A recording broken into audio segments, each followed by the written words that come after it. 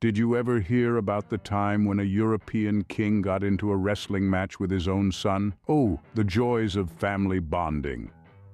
Picture this, King Henry II of England, a burly, barrel-chested monarch wrestling with his equally robust son. It's like a scene straight out of a WWE Royal Rumble, just with more velvet and fewer folding chairs. This wasn't your typical father-son bonding over a game of chess. No, this was a full-blown, no-holds-barred family Royal Rumble. Now, Henry was no ordinary king. He was a Plantagenet, a dynasty known for their love of power, their knack for rebellion, and their flair for the dramatic. But amidst the power struggles and political maneuvering, it was the family wrestling matches that really got the court's attention. You see, Henry's sons weren't exactly the obedient kind. They were more the raise an army and stage a rebellion type. Call it teenage rebellion, Plantagenet style. And so, in the grand tradition of dysfunctional families everywhere, they took their squabbles to the wrestling ring. Well, not an actual ring, but you get the picture. One such event had Henry wrestling his son, Richard the Lionheart.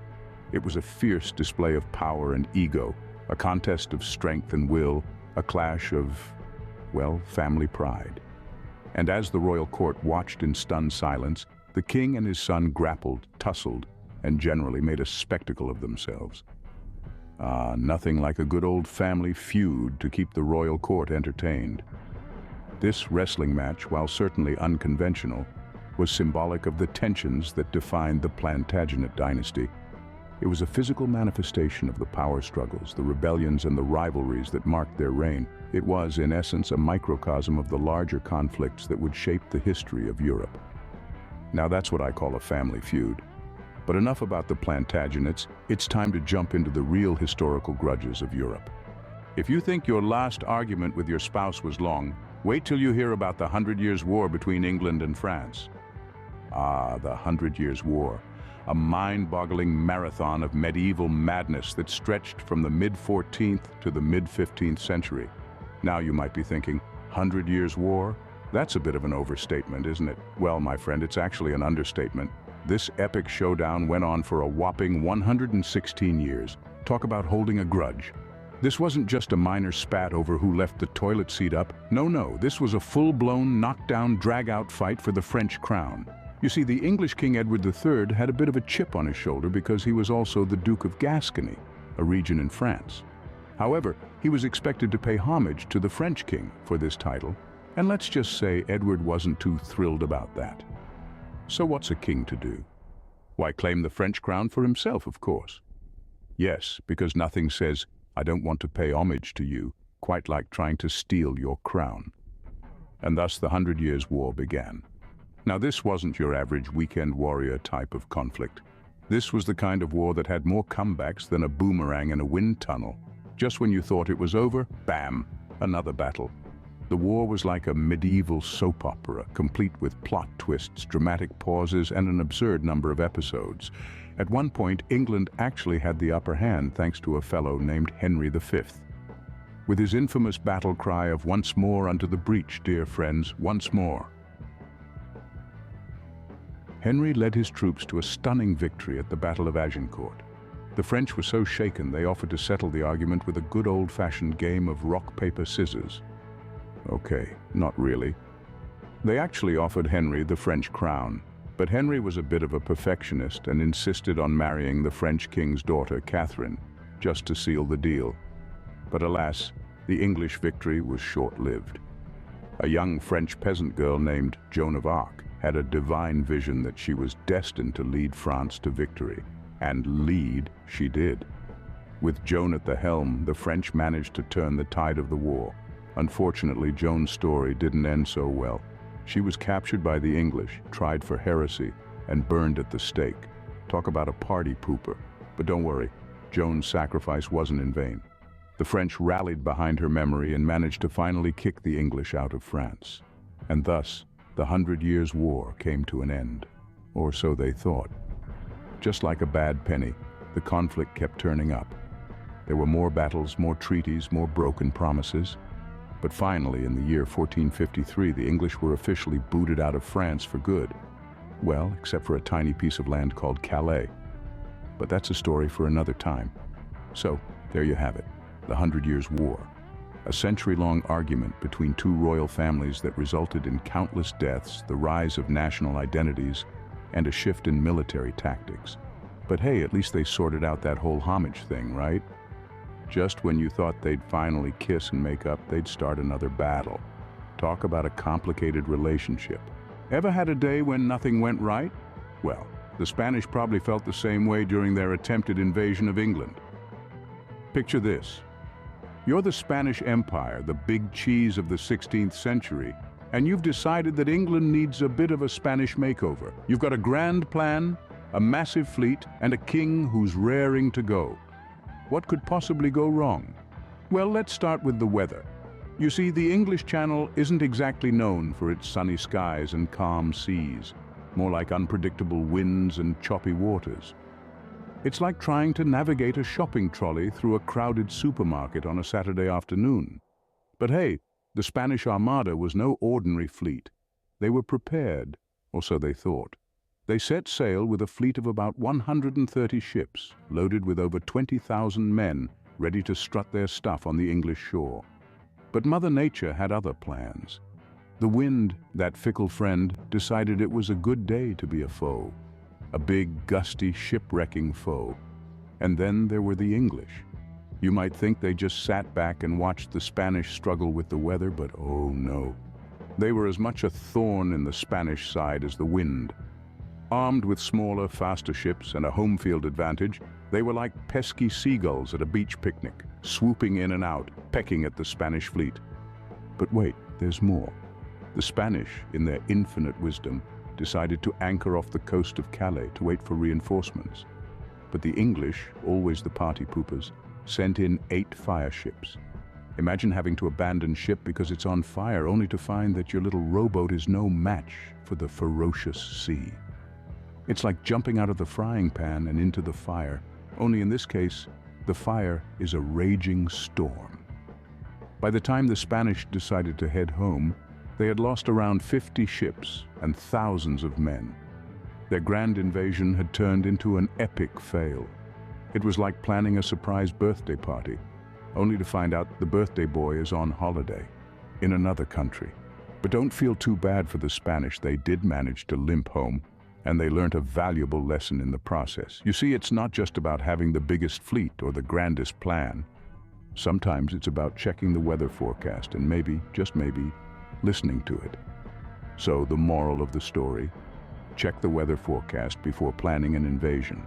Napoleon, the man who thought he could take over the world, forgot to pack his winter clothes for his trip to Russia.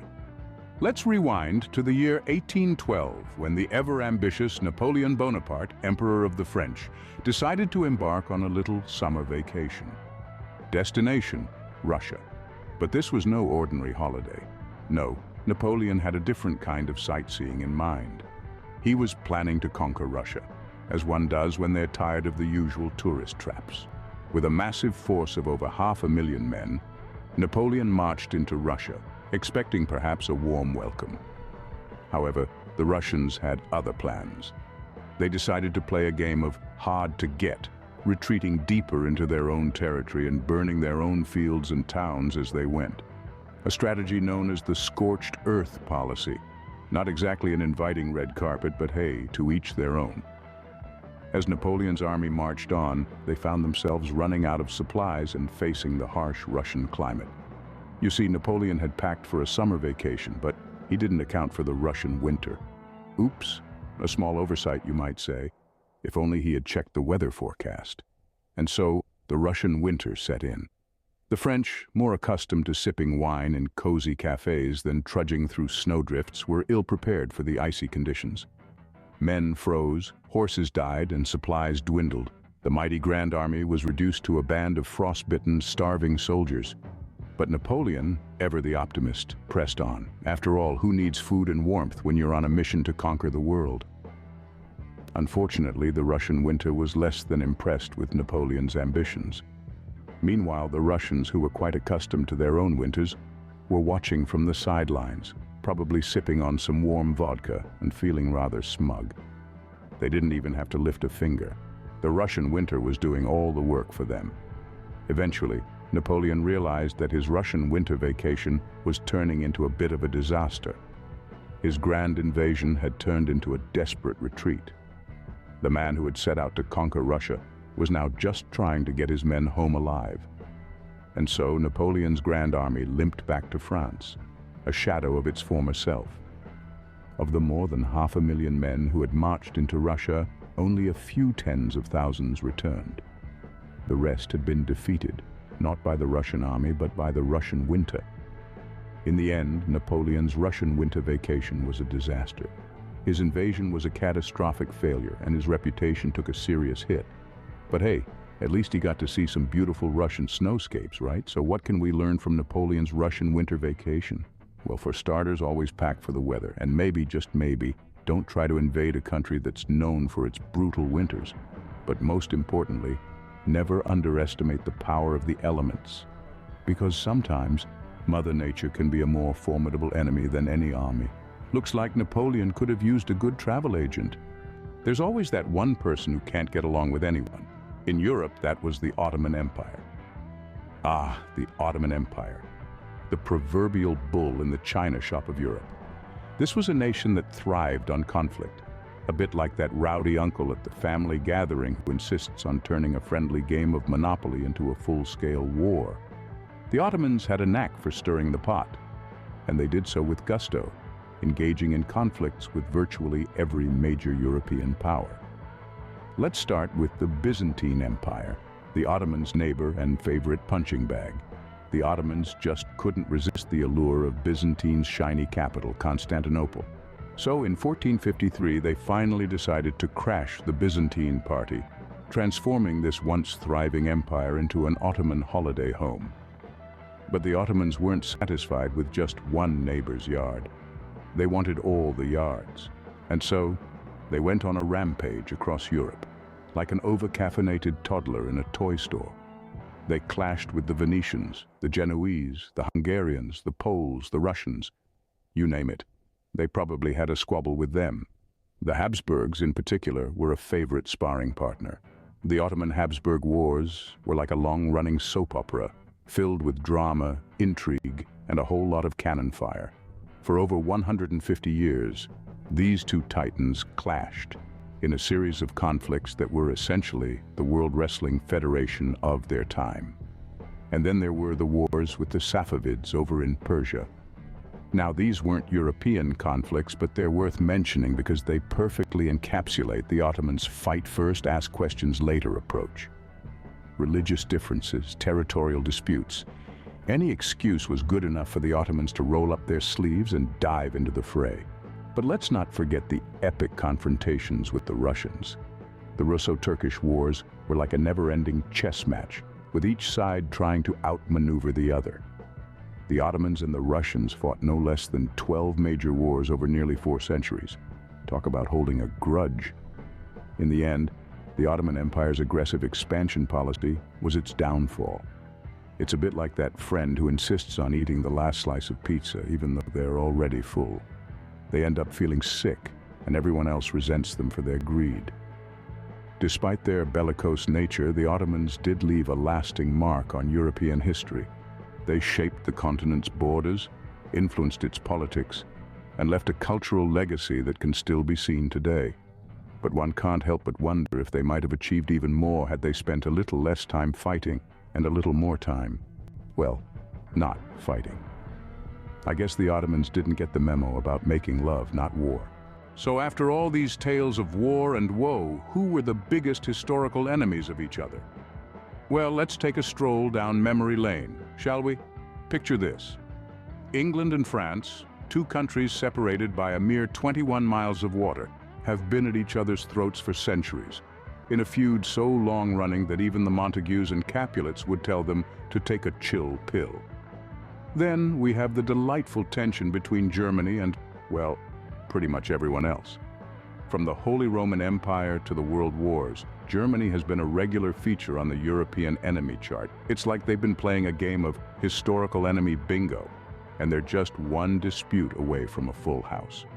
And let's not forget the Ottoman Empire. who decided to take on the whole of Europe, because why not?